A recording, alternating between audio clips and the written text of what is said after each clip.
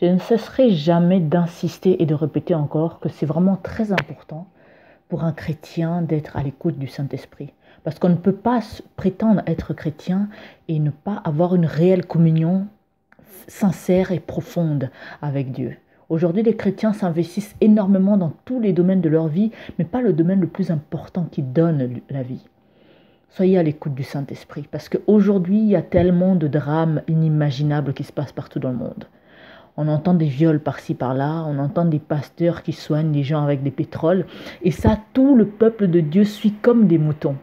Mais vous savez pourquoi? Parce que vous ne pratiquez pas l'écoute du Saint-Esprit.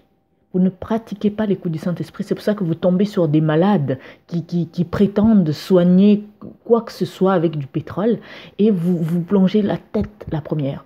Les loups sont entrés dans la bergerie. Ils sont tellement enracinés qu'on a l'impression que c'est des agneaux.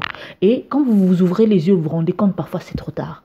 Bien-aimés dans le Seigneur, en tant que chrétien, vous devez avoir une réelle communion, être à l'écoute. Ça fait depuis au moins 4 ans que je fais des vidéos et j'insiste sur l'écoute du Saint-Esprit. Beaucoup de gens aujourd'hui se disent chrétiens, mais n'écoutent pas le Seigneur. Dans la Bible, il est écrit, mes brebis entendent ma voix. Est-ce que tu es vraiment une vraie brebis? Parce que si tu n'entends pas la voix de ton Père, alors ça veut dire qu'il y a un problème. Il y a des choses que tu dois régler. Il y a des choses que tu dois mettre au point qui ne sont pas encore au point. Donc, être sérieux avec ton Dieu et pratiquer l'écoute du Saint-Esprit. Si tu n'es pas à l'écoute du Saint-Esprit, comment tu vas avoir une révélation à l'instant T des personnes que tu fréquentes, de ton entourage, de tout ce qui se passe?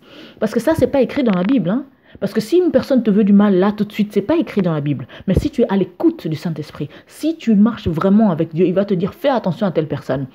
Défais-toi de telles relations nocives. Fais attention à tel pasteur. Fais attention à tel frère, à telle sœur. Fais attention. Parce que comment voulez-vous marcher dans un monde où le diable est en train de dominer sans être à l'écoute du Saint-Esprit? Mais vous allez être dévoré tout simplement.